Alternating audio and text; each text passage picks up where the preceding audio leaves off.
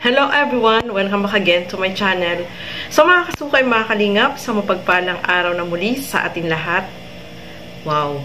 May sikreto daw itong Cedros, mga kasukay, mga kalingap. So alamin po natin, at bago natin simulan yan, huwag niyo pong kakalimutang mag-subscribe. Val Santos Matubang, Kalingap Rob at Edna Vlogs. At syempre, supportahan niyo po yung aking YouTube channel, Gandang Emmy. Sa mga hindi pa po nakapag-subscribe, please subscribe and please hit the notification bell para lagi po kayong updated sa aking mga ina-upload na mga reaction video.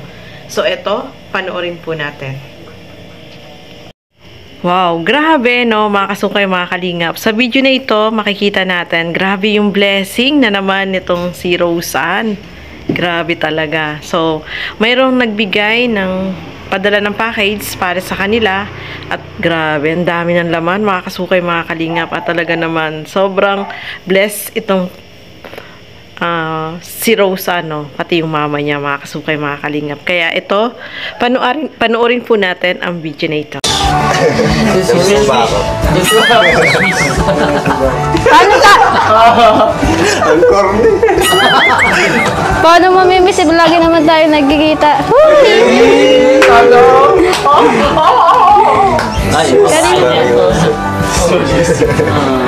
Thank you po, ang ganda po. Walang pangalan po. Kismis. Nako, sana all over the world. Wow, Oyo. Basta rin mo siya itong gusto. Gusto mo ba ako, charot? Itong Oyo. Kamaya na si Dre, pabulki. Papatabain na talaga ako ni Sed. Char. Sakto, legit ka na. Yung Yeah. tinatawag na lahat para sa kanya kasi for you. Thank you po.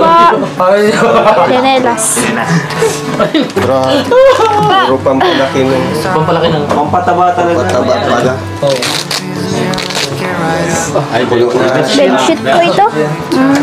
Wow, grabe naman, mga kasukay, mga kalingap, no? Sobrang daming blessing na pinadala dito kay Roseanne, no? Sa kanyang mama.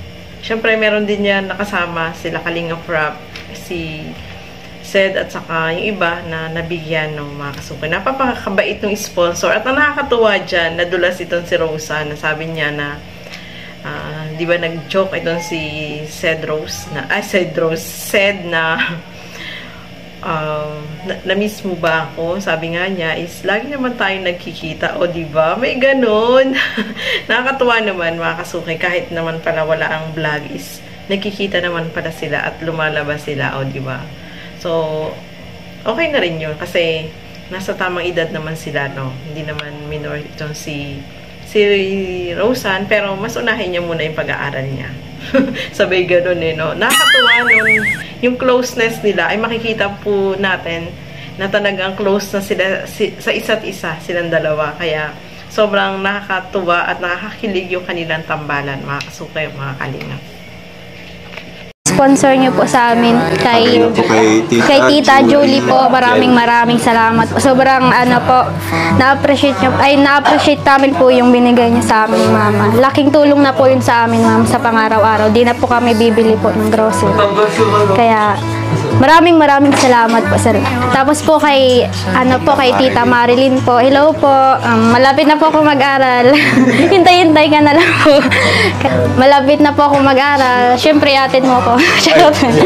Atin mo ako, Ano mo na lang, chat mo na lang ako.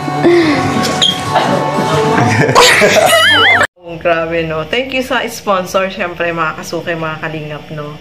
Dahil ito nga, napakadami ng blessing na natanggap nila Roseanne, mga kasukay. At isa pa dito, malapit na mag-aral itong si Roseanne, no? Kaya nagulat ako bigla, no? Kahit sila ay nagulat sa sinabi niya na hatid mo ako, Oh, grabe na yan, mga kasukay, mga kalingap. So, talagang close po sila, no? So, malay natin, sila yung kauna-unahang love team na magiging totoo na maging sila. O, diba? Abangan po natin yan, mga kasukay, mga kalingap, no? Sobrang napaka-bless nitong si Roseanne, pati yung mama niya, no? Dahil yung sponsor talaga ay napakabait, no? Kahit isang taon yata na hindi ka mag-grocery, no? Kasi napakadami nung pinadala para sa kanila. Kaya lubos-lubos po yung pasasalamat nila dahil napakabait ng sponsor na ito. Maraming salamat po sa inyong panonood at lagi po natin suportahan lahat ng mga Kalingap partners and Kalingap reactors. So hanggang dito na lamang po muna. Keep safe everyone. Thank you for watching. Mabuhay po tayong lahat. Bye-bye!